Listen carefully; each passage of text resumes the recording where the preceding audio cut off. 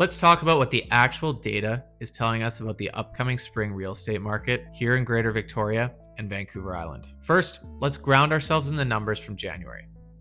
A total of 339 properties sold in January of 2026. That's down 19.7% compared to January of last year and down 7.6% from this past December.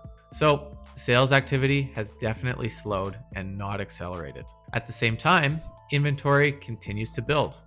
There were 2,624 active listings at the end of January. That's up 3.1% from December and up 9.6% compared to January of last year.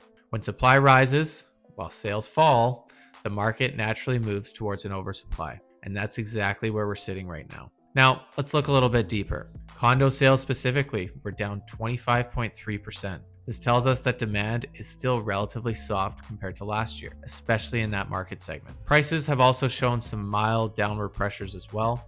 The benchmark price for a single-family home in the Victoria core is now about $1.265 million, down 2.5% from a year ago. Condo benchmark prices are down about 1.5% year over year. So prices, they're not necessarily collapsing, but they are adjusting slowly to match buyer expectations. Now, let's talk about what this all means for the spring. Historically, spring brings the biggest surge of new listings for the year. Many sellers who held off during the winter months will come to market expecting strong buyer demand. But if the inventory is already at 2,624 listings in January, and more sellers are going to be entering the market in March, April, and May, supply could see a pretty meaningful rise from here. The key question is whether buyers come back in equal force. If sales remain near current levels while listings increase, the months of inventory will climb and oversupply conditions could intensify.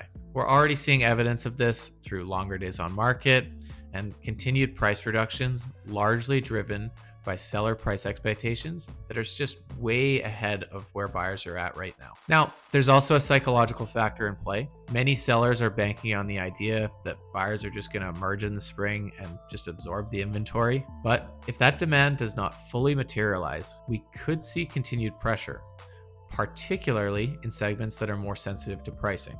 That said, not all property types behave the same. The condo market has been under more pressure, while the detached home market remains more stable in the long term due to limited land supply and just a consistent lifestyle-driven demand. So what does the data suggest moving forward? For buyers, rising inventory means more choice, less competition, and stronger negotiating power. For sellers, pricing correctly from day one is becoming critical. Homes aligned with the market are still selling, while those priced ahead of the market are just sitting and waiting, and then they have to adjust and price drop as they go. As we move towards the spring, the most important numbers to watch will be inventory levels, total sales, and the gap between the two. That balance will determine whether the market tightens, stabilizes, or stays in an oversupply state. If you want help understanding what these numbers mean for your specific situation, whether you're buying or selling, please do not hesitate to give me a call or text me at the number below.